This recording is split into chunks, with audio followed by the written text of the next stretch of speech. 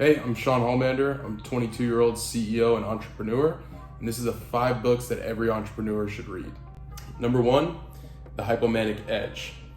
This book talks about some of the greatest leaders in history and how they're hypomanic, which means they're kind of crazy.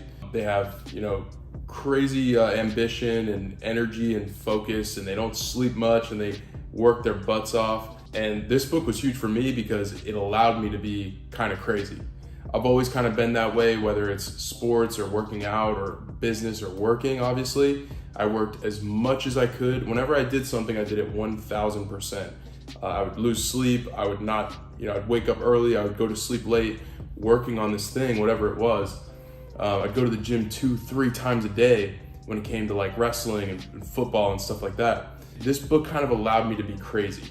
And there's one other book in here in this list that kind of has the same effect, but sometimes when you're an entrepreneur, you got to be a little bit crazy. And, so I kind of felt crazy. I left all my friends back home across the entire country, all my family. I had no one around me, and I was totally fine with it.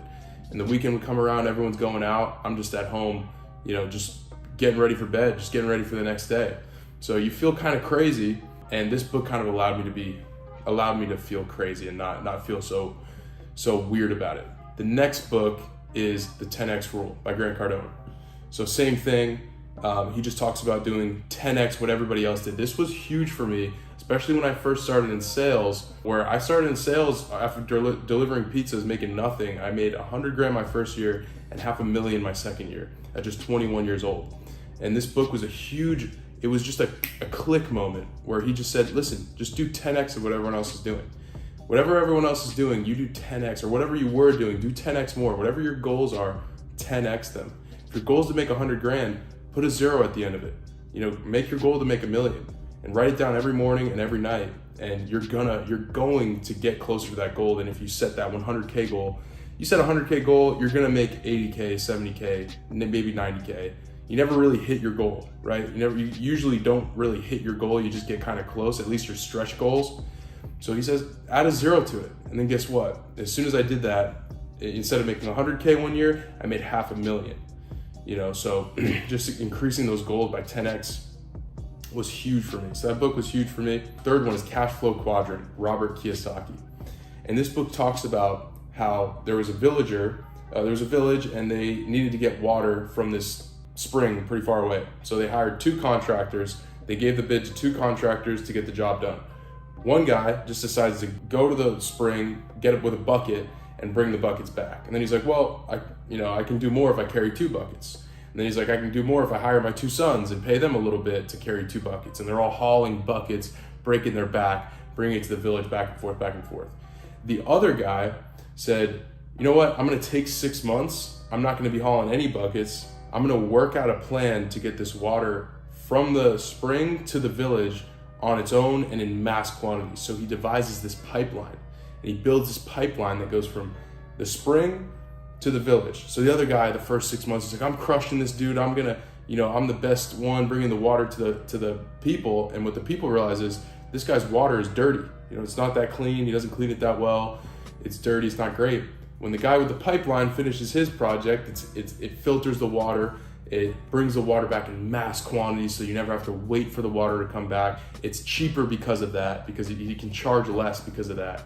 And obviously everyone loved his, and he became a multimillionaire, and the other guy carried buckets until eventually he had to retire because he was so beaten up and bent up by carrying these buckets for years and years and years and years. And the other guy also ended up bringing this concept to other villages, this invention to other villages, and became a multi-millionaire. So what that made me realize is sometimes instead of just working your ass off, right, you have to sit down and plan something out that actually makes your life easier, right? Like the wealthiest people on earth aren't really hard workers. Yes, yeah, they are hard workers, but most people are hard workers. You think the people that do construction or build houses or do roofing, right? They're out in the heat all day. They're working 80+ hours a day to make less than $100,000 a year. These CEOs, the wealthiest people on earth, they don't work hard. I mean, they work long hours. They do hard work, but they're not out breaking their back. They're not sweating, and they're working smarter instead of harder. So So that book was huge for me to say, just working hard and breaking my back all the time and working like a slave isn't the best way to do it. Like, you gotta work harder, sit down sometimes on a Sunday or in the morning or at night and plan out what you're doing. Plan out your strategy. You don't wanna be working so hard that you're like, I can't wait to retire. Most people can't wait to retire because, you know, they're breaking their back every single day. I mean, it makes sense. Of course you wanna retire. So that book was huge for me, Cash Flow Quadrant, Robert Kiyosaki. The fourth book is Think and Grow Rich. This book was huge for me. I listened to this book on audio when I was delivering pizzas still. And it just made me realize that I could really think myself to wealth. And I always kind of knew this because I was way overweight as a younger kid. I was 210 pounds when I was 12 years old, you know. Wasn't crazy tall or anything. I wasn't some massive dude. I was just fat. I was so fat. So I couldn't make the town football team because I was 50 pounds over the weight limit. Imagine that. Imagine how embarrassing that was. I would go to games, I would dress. They didn't have anything that fit me, but I would dress. I'd go to the games and I'd have to sit on the bench because the other team didn't want me to play against their players because I could hurt them. So I was so heavy. So, you know, I spent the whole summer, I ran every single day, didn't stop, barely ate anything. Honestly, it was kind of unhealthy. I wouldn't recommend this to anyone. Do it smarter, get a professional. But I didn't eat anything. I ate celery and carrots, and that was about it for about 3 months straight. And by the end of the summer, I'd lost about 25 pounds. And, you know, I was weighing about 185 instead of 210. So, you know, I still didn't quite make the weight limit, but they started letting me playing in some of the games. The coaches would say, yeah, he can play, whatever. And so I always kind of knew that you could think yourself into what you want. And this book just kind of helped me realize that. It gives you a lot of tools, you know, different things. Like, one of them was like sexual transmutation, where you take all your urges and desires and actually just transmute that into your work so that you don't become this like weird dude that's always at the bar trying to get the ladies. And that's your most powerful energy source, right? Is your sexual desire, especially if you're a man, I believe. So if you can transmute that into something else, into your work, into your passion, into your visions, then you can outwork everyone else and crush everyone. So that book was huge. Think and Grow Rich, Napoleon Hill. The last book is Good to Great. I believe it's Phil Collins. Good to Great was amazing for me, especially in building my business, because one of the things it taught me was about the hedgehog concept. The best companies have one concept that they stick to. You know, you attack a hedgehog, what's it gonna do every time? It's gonna curl up and protect itself. It has one move. It doesn't have all these different moves and tactics and all this stuff. It has one move that it's so darn good at that nothing can eat it. So the best businesses have one strategy that they're the best at. You know, what is your company the best at? Is it sales? Is it recruiting? Is it marketing? What is it, right? It also talks about an amazingly important concept, probably one of the most important concepts that I know of in business, which is building a great team. He talks so much about getting the right people on the bus. He even says, get all A players on the bus. He says, even if you don't have a seat for them yet, like, here's this guy, we don't really have anything for him to do, but he's an A player. He's like me. He matches my values. Or he works hard, he's accountable, whatever your core values are, and get that A player. You know what an A player is, guys. If you're watching this video, you're probably an A player. You're someone who strives and wants big things, and you work hard, you don't make excuses. You don't blame other people for stuff. So he says, get all these A players, and that's what you want. Don't hire the C players. Don't hire even the B players, right? Get all these A players, even if you don't have a spot for them on the bus yet, get them on the bus, get the wrong people off the bus, and your company will grow itself. It'll grow itself like magic. Of course, you still gotta work hard. You gotta be smart, can't be stupid. But you get the right people on the bus, they're gonna be committed to the same goals you are. That's another concept, guys, is like, never try to be a lone wolf.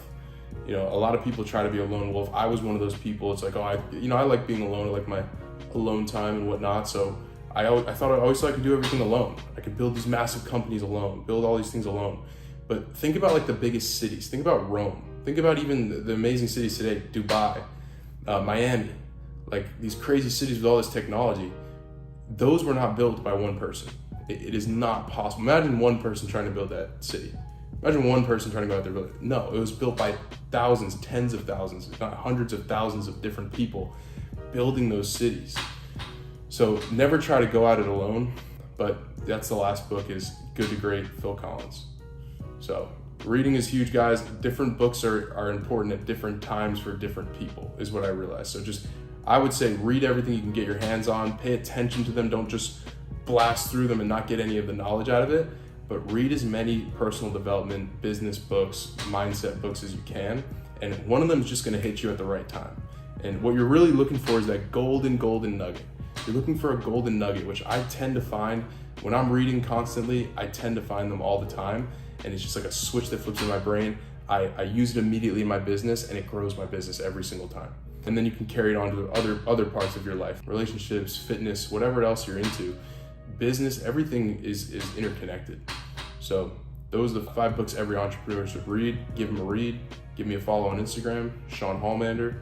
Thanks for watching.